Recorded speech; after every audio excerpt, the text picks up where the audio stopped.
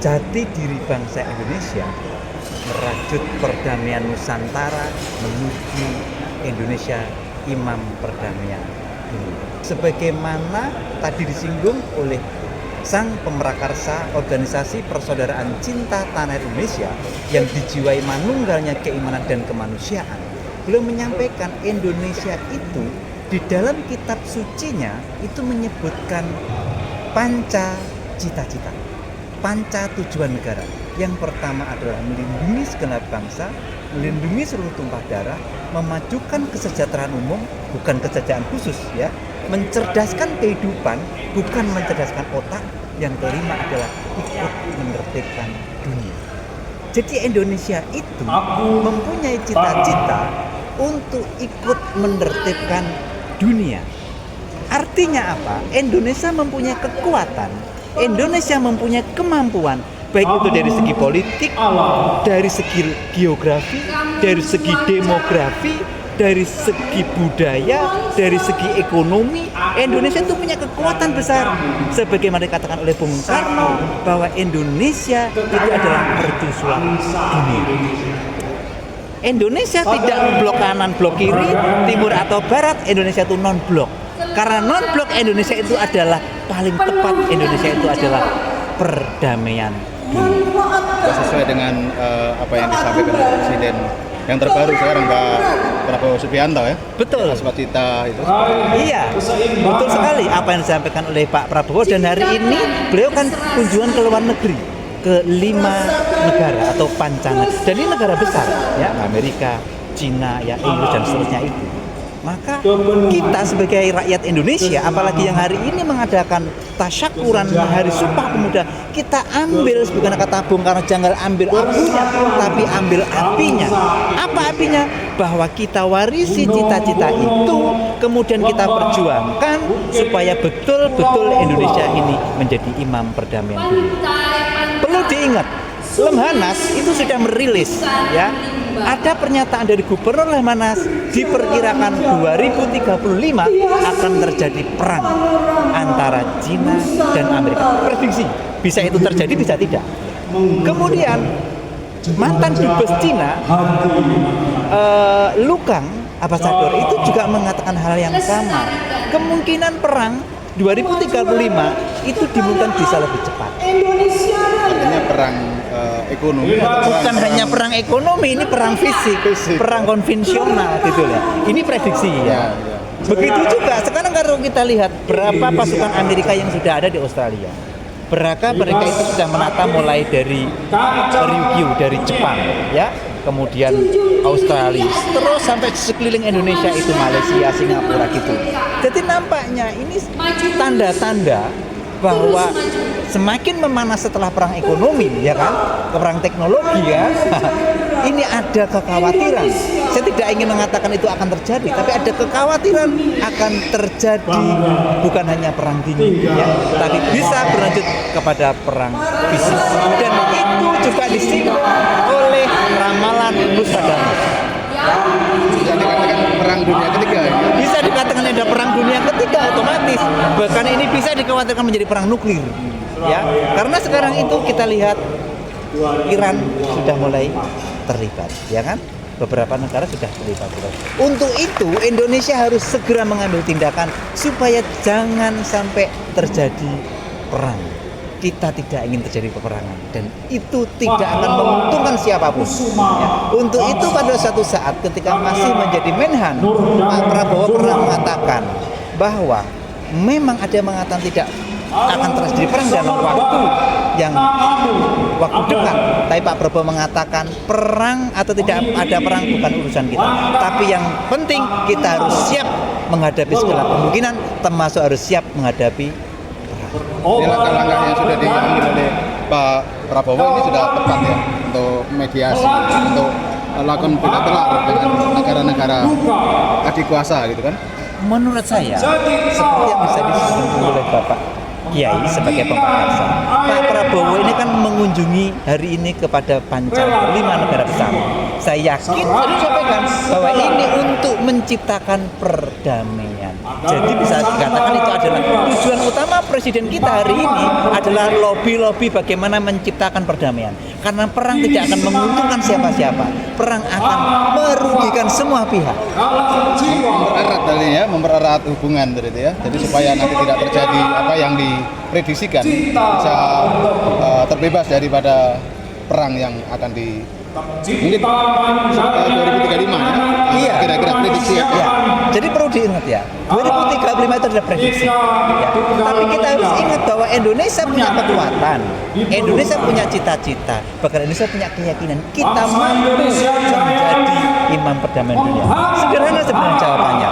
Jika bangsa Indonesia mau kembali kepada jati diri bangsa Indonesia, maka Indonesia mampu. Jika tidak akan bisa. Apa jati dirinya Indonesia ini?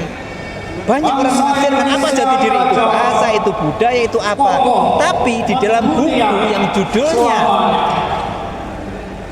Sang Mujadid Rasa Wawasan Karsa Kebangsaan Indonesia Raya, jati diri bangsa Indonesia itu adalah manunggalnya keimanan dan kemanusiaan.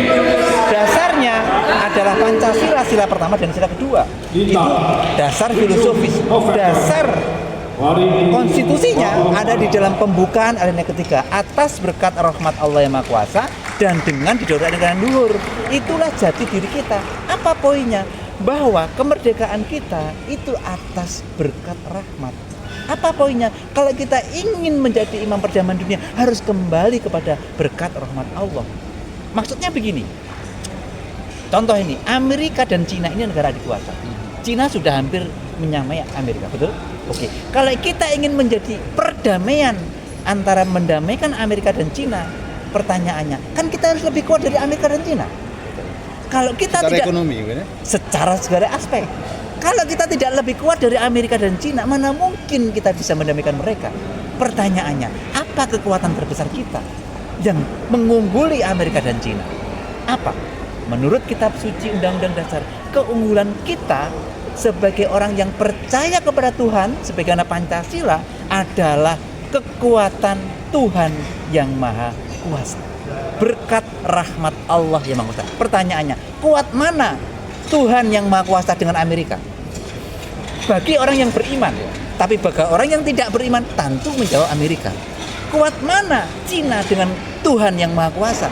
Bagi orang yang beriman, tentu kuat Tuhan. Begitu. Tapi bagi orang yang tidak beriman, mungkin mengatakan lain. Ini sudah terbukti bagaimana pada 10 November Indonesia yang dalam keadaan compang-camping mampu menghadapi sekutu, yang mana sekutu adalah pemenang perang dunia kedua. Ini kan fakta. Apa kekuatannya? Berkat rahmat Allah. Tapi ingat, bukan kita semata-mata berpangku tangan hanya mengharap berkat rahmat. Tidak, kita harus berusaha keras. Ekonomi kita bangun, politik kita bangun, persatuan kita bangun, kekompakan kita bangun dengan bersandar atau berkeyakinan bahwa berkat rahmat Allah yang Maha Kuasa. Ini ada prediksi, seandainya Amerika dan Cina itu perang, siapa pemenangnya? Siapa yang menguasai atau yang dibolok oleh Indonesia? Secara geografi kan begitu. Kekuatan geografi, kekuatan sumber daya alam gitu. Maka Indonesia tidak perlu pro kanan pro kiri. Indonesia harus netral, jangan bertengkar. Begitulah kira-kira begitulah. Terakhir yang ingin saya sampaikan, kita akan kuat kalau kita jadi penipu khianat. Jadi kuncinya apa? Kita harus bersatu, bahwa kita harus mempertahankan. Jangan ada di dalam negara kita anak-anak bangsa menjadi pengkhianat. Kalau itu terjadi, kita jadi lemah. Jadi kuatnya kita kalau kita bersatu. Sekuat apapun sebuah negara, kalau ada pengkhianat, habis dia.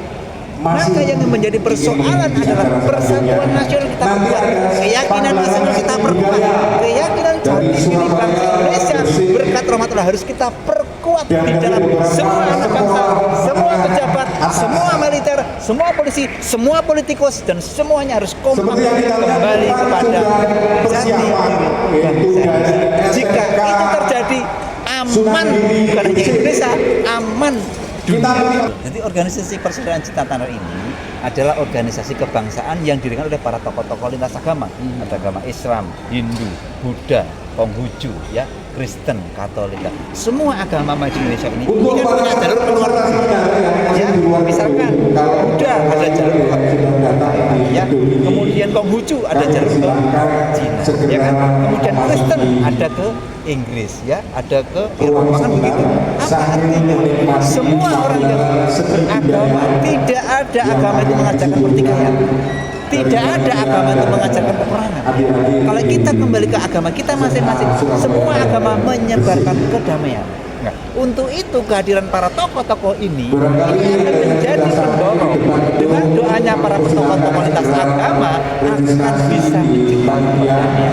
Sejarah sudah mencatat bagaimana ketika dulu Spanyol dengan Portugis ketika keliling dunia itu kan bertemu dan mereka bertengkar.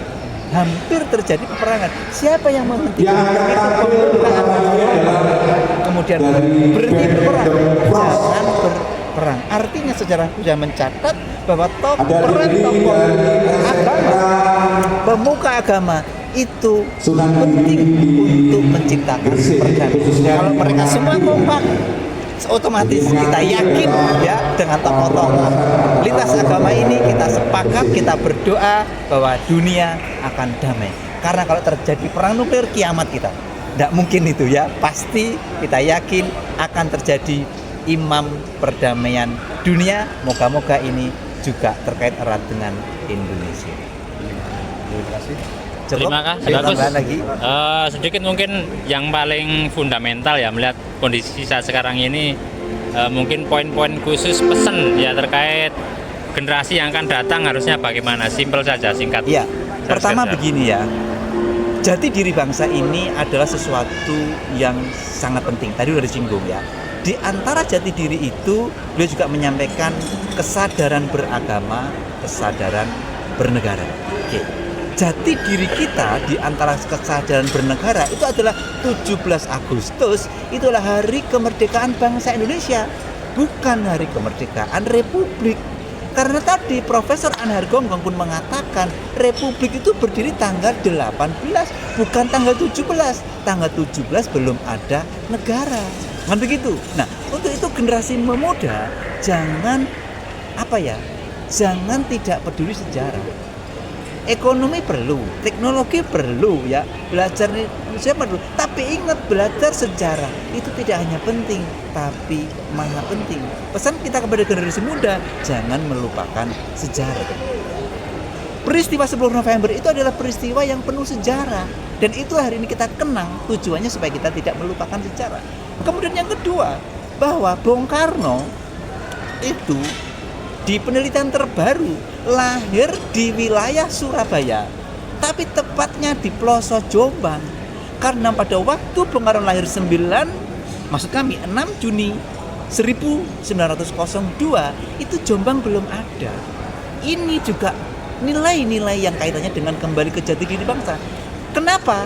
Perlu saya katakan bahwa kemerdekaan kita itu adalah berkat rahmat Allah. Artinya apa?